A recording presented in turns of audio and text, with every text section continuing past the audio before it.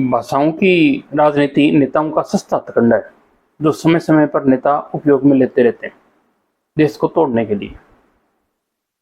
जितना बड़ा देश होगा उसमें उतनी भाषाएं ज्यादा होगी और एक भाषा तो होनी पड़ती है, किसी प्रकार एक भाषा तो निश्चित रूप करनी पड़ती है आपको जो आपस में जोड़े क्षेत्रीय भाषाएं।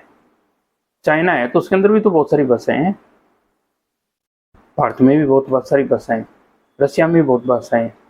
अमेरिका अलग डेवलप्ड हुआ है, वो अपने स्थिति थी वहाँ पे, इसलिए वहाँ पे भाषा एक हो गई। बाकी लगभग जगह जितना बड़ा देश होगा और भाषाओं की उपभाषाएं बहुत होती है।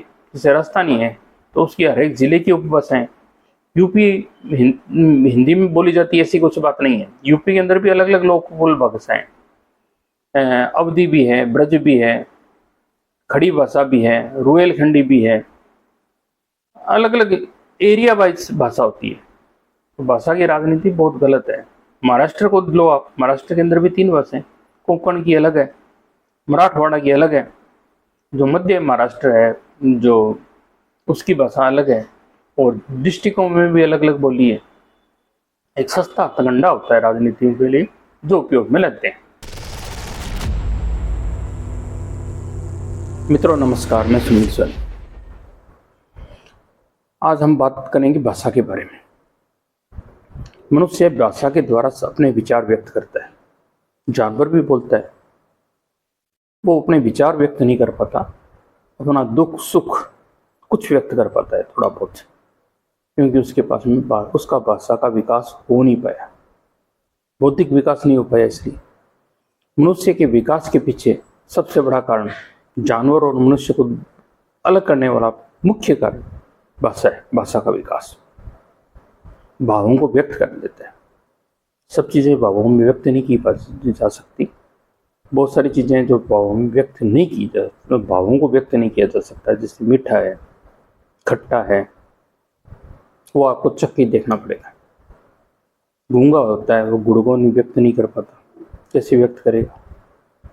एक अंधा आदमी है, उसको आप बताओ कि भाई रसमलाई किस तरह की होगी तो कैसे बताएगा, पर तो फिर भी सब कुछ भाषा में व्यक्त किया जा सकता है। एक भाषा का वो होना जरूरी है जो भाषा आप बोल रहे हो दूसरों को समझ में आने लग जाए। यूनान के एक दार्शनिक हुए थे अरस्तु, उन्होंने कहा था कि भाई आप जो बोल रहे हो, एक पानी के बारे में कोई विचार हो रहा है किसी का, और पानी मांगने वाले 10 आदमी आ गए, वो सारा चाहते तो पानी है, हर एक आदमी की डिमांड पानी है, परंतु कोई वाटर बोल रहा है, कोई पानी बोल रहा है, उसके लिए आपस में झगड़ रहे हैं। पानी आ गया तो सारे शांत हो गए। आपकी भाषा सही होनी चाहिए। जिसको हम देवता बोलते हैं वही अपने जो पारसी आदमी थे उस समय के, तो जब ये वैदिक सनातन धर्म चल रहा था तो वो देव को बोलते थे। उसको देव कबीला था, ये असुरी कबीला था। भाषा हो गई ना, फर्क हो गया। विचार तो एक ही है परंतु उल्टा है, बिल्कुल उल्टा है। जिसको वो देव कह रहे हैं हम असुर कह रहे हैं, जिसको असुर कह रहे हैं वो देव कह रहे हैं। भाषा में की अभिव्यक्ति पे सारा कुछ निर्भर करता है। कोयल कितनी मीठी बोलती है जिसे सारे पसंद करते हैं, और कौवा कितना कटु बोलता है जो आपको पसंद नहीं, आप उड़ा देंगे उसको। एक भारतीय कहानियों के अंदर या हिंदू समाज की जो कहानियां हैं, मिथक है उनमें विष्णु जी के बारे में। तो विष्णु जी के कान के अंदर मेल से 2 असुर पैदा हुए थे और वो ब्रह्मा को खाने लगे, और मधु और केवट नाम के 2 देव राक्षस। और वो जब खाने लगे तो उसको बचाए कैसे, विष्णु भगवान को मोहिनी ने जगाया, इस प्रकार की कहानी है। विष्णु भगवान को जगाया गया देवी के द्वारा, और जब देवी विष्णु जी जगे तो उन्होंने देखा कि भाई मधु केवट तो लड़ रहे हैं, तो उनसे कैसे बचाव किया जाए। पहले तो विष्णु भगवान उनसे लड़े, लड़ने के बाद में फिर उन्होंने सोचा कि यार इनके बीच में फूट के बिना तो काम चलेगा नहीं। फिर उन्होंने एक मोहिनी का रूप धारण कर लिया, उसके पीछे आपस में असुर लड़ने लग गए, और परिणाम ये हुआ कि असुर मारे गए। और तो ये कहने का मतलब ये है कि आपके पास में जो कान के अंदर दो तरह के गुण होते हैं, मधु और केवट, ये 2 तरह के दुर्गुण होते हैं। यानी हमें चमचागिरी पसंद है, हमें अच्छी बातें पसंद है। जो हमारा शत्रु हो हमें चमचागिरी पसंद होती है आमतौर पर, वो हमारे लिए घातक नहीं होती। माँ बाप थोड़े कटु वचन कहते हैं, अध्यापक होता है वो भी कटु वचन कहते हैं। वो आपके जो पॉजिटिव आदमी होते हैं, आपके पक्षधर आदमी होते हैं, कोई ज़रूरी नहीं आपको मीठी वाणी से बोले। हर जगह मीठा अच्छा नहीं होता, मीठा शुगर का भी काम कर सकता है। इसके अलावा भाषा के बारे में हम अपने गहराई से जाएं तो कालिदास जी के बारे में सुना होगा। एक भारत के अंदर परंपरा थी ऋषि परंपरा और एक मुनि परंपरा। मुनि परंपरा में मौन रहते थे। तो कालिदास जी एक पेड़ पे बैठे थे और उसी पेड़ को काट रहे थे, एक डाली के ऊपर बैठे थे जिस पे उसी को काट रहे थे। कुछ विद्वान वहां से निकले। वो विद्वान परेशान थे राजा की लड़की से, वो विवाह ऐसे ऐसे करना चाहती जो उससे बुद्धिमान हो, वो उससे प्राप्त नहीं कर पा रहे थे। वो उस पागल को लेके गए, उसको कहा कि तुम्हारे को बोलना नहीं, सिर्फ इंसानों से बात करनी है।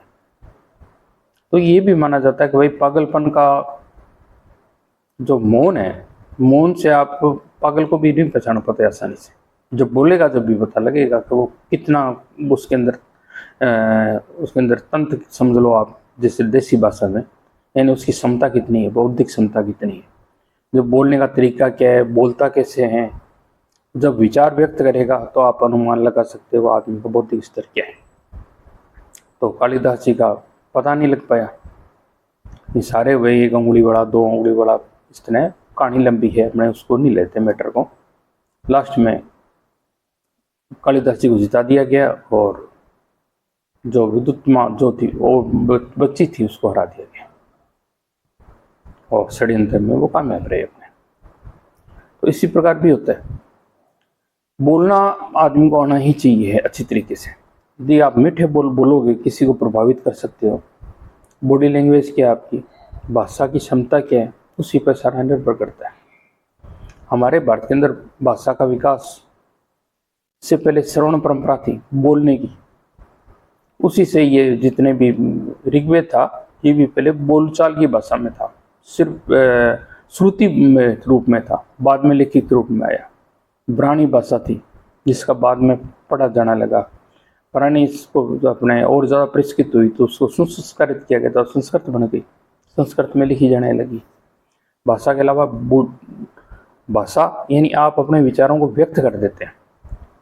हम बोलने को व्यक्त करना बहुत ज़रूरी है। जब आपने उसको रिटर्न में लिख दिया दूसरा भी पढ़ सकता है। यदि आदमी सिर्फ बोल सकता है तो फिर उसका बोलना ही जरूरी है। लिख ले तो कोई थर्ड पर्सन उसके बाद में भी, हजारों साल बाद में भी हम पढ़ सकते हैं उसके अंदर क्या लिखा, क्या हुआ था।